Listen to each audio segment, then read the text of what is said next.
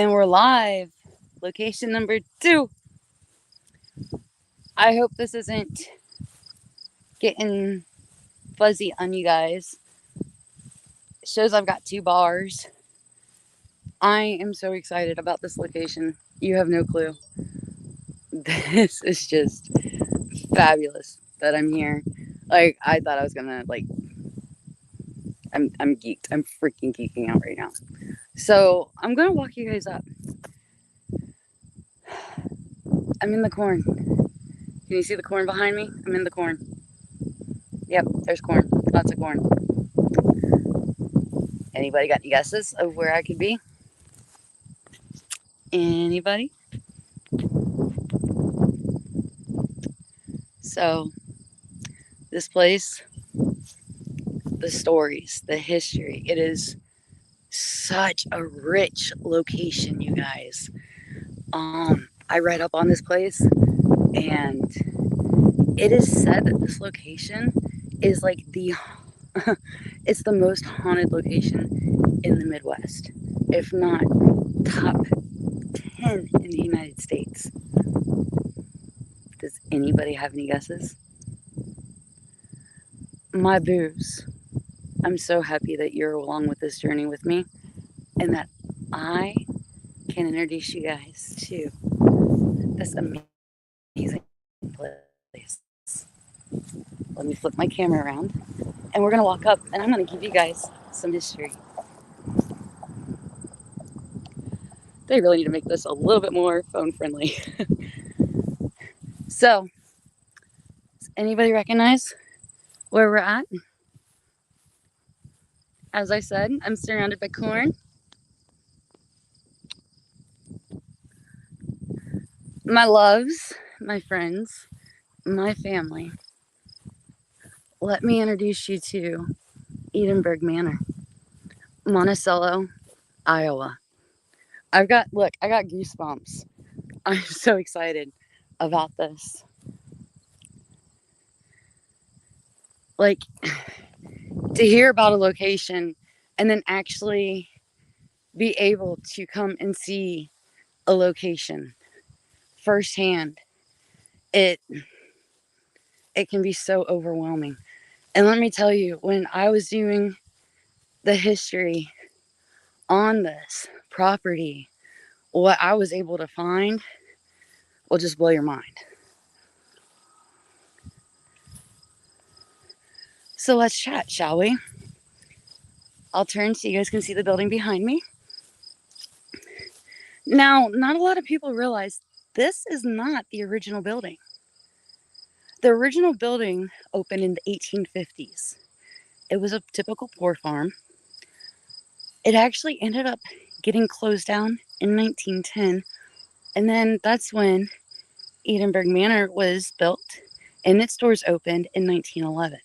In 1911, they opened up the doors for the criminally insane and the mentally handicapped. So it was basically the same thing all over again. Sadly, its doors were closed in November of 2010 when the state deemed that this site was no longer deemed fit to care for individuals and their needs. Now, today, I'm not able to get inside, but I was talking to Cindy, the owner, and she is actually going to be doing a tour tomorrow and invited me along. So I'm going to be coming to the tour tomorrow, and I'll be able to look inside of this amazing building and be able to get more information and more history that I can pass on to you, my listeners, and my viewers. So, how cool. We're going to do 2 parts on Edinburgh. My mind is blown on this. Now, from what I was able to find on the hauntings of this, on the first floor, room 106 in particular, you've got a little girl named Susie. Now, Susie is known to play in the halls. You can hear her giggles. In the basement, I hear you've got 2 gentlemen down there. There's activity from top to bottom. It's nonstop. I didn't read a whole lot into the hauntings, to be honest, because I wanted to be able to come back when I'm here tomorrow and see what I can pick up on and what I can impart to you guys. The fact that we're able to do 2 parts on this is insane.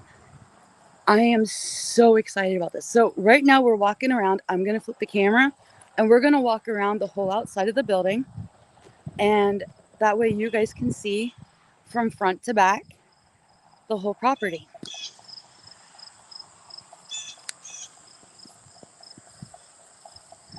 Okay. So right now, if you're facing the street, like I would be like on, because there's the street. So I'm on the left side.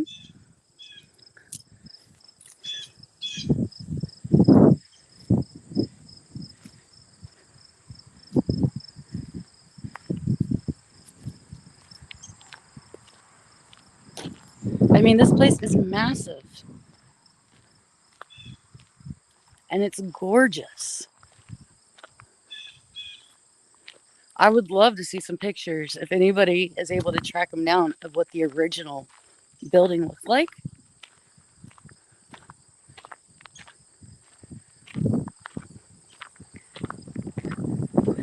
Now you are able to do investigations here. You're able to do overnights. It's Cindy and her husband that own the location. And from what I read, when they got the property, I believe it was 2012 when they got it. I might be incorrect on that. And if I am, I do apologize for not having that date correct. But when they got it, they wanted to restore the property back to its former glory. And it was during the process on the building that strange occurrences would happen. And as these strange occurrences would happen, they started to realize that the property they got was pretty special. So then that's when they decided to open it up to the paranormal world and do tours and investigations.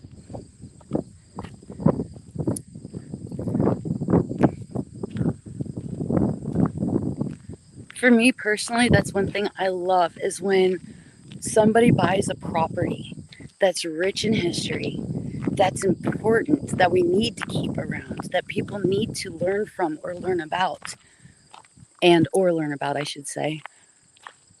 You know, these are gems. And we can't let these buildings be forgotten. We can't let the stories of the people that have walked these halls, that have walked on the grounds, you know, who knows whose footsteps I'm walking in right now. You know, the stories are so important to not forget.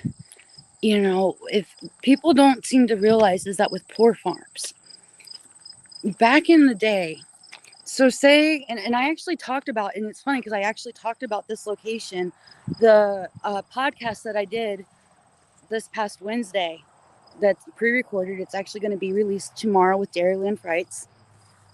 We actually did, we talked about certain locations, and this was a location that we talked about. Now with poor farms, what people don't realize is that if I was a wife back in those years and say I wore the wrong colored socks and I pissed my husband off, or I didn't make the right dinner for him, he could get mad and decide, you know what? I don't want to deal with you no more. And ladies, did you know that your husbands could actually drop you at the poorhouse if you pissed them off? And this is where you'd spend the rest of your time? Chew on that for a little bit. Boy, have the times changed, and thank God for that. So, poor farms, poor houses, properties with a history like this, there's so much more to them. It's not just that people who maybe had an epileptic seizure, you know, who had the epilepsy, who maybe had Tourette's or ADHD, schizophrenia. You know, it's not just the people that had health issues that were dropped off at places like this. Somebody didn't want to deal with their children anymore. Guess what? You're going to the poor farm. I don't want to deal with you and I don't have to anymore. And it was legal. And in places like this, I'm not saying this property per se, but a lot of times with poor farms, with these type of buildings that dealt that handled the unwanteds of society. The sad thing is that they didn't segregate. I mean, they would have the men from the women and stuff, but not. It was overcrowded, highly overcrowded. It was very difficult to keep people away from each other. This is where you would have unwanted pregnancies. Rape would be an issue. There would be child molestations. This is where people could get away with murder, literally. And it's sad because it was overlooked. These were the unwanteds of society that would end up in these poor places like this. And, it rips my heart out. And I think that that's why a lot of spirits still roam, because they're looking for that affirmation. They're looking to be heard. They're looking for that love, for that affection. They want to know that they're not forgotten. They were forgotten in life. They want to know that their voice still matters, that they're still important, you know. And I think that's why these places are hidden treasures and that we need to save them. And that's why I think people like Cindy and her husband, I think it's so important. And I think it's amazing that they took the time to buy a property like this and then they saw the importance in it and they opened up the doors so people could better understand and learn from the past and see how the past is now mingling with the present and how it could be in the future. Another fact about the property, from what I understand and what I did read up on, is that it's reported that there was at least 150 deaths on the property. Where they're buried, I'm not sure. I just walked around the property and I didn't see any headstones. I understand that there's a gravesite. Actually, I can look at it. I'll turn the camera. I don't think that you guys would be able to see it. Maybe you can zoom in on your phones if you're looking on your computers. You would be able to take a look at it. Okay. But it's straight down. You can see the old headstones right there. Car's getting ready to pass. Yep, just passed in front of it. Now, are the former residents that passed away here, are they buried over there?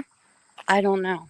I haven't had a chance to dig too deep into that information. To be honest, this location isn't just a surprise for you guys.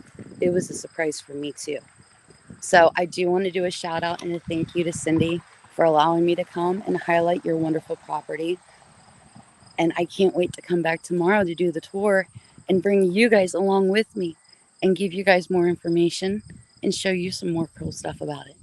So I'm going to jump off here. We got to get back on our road trip.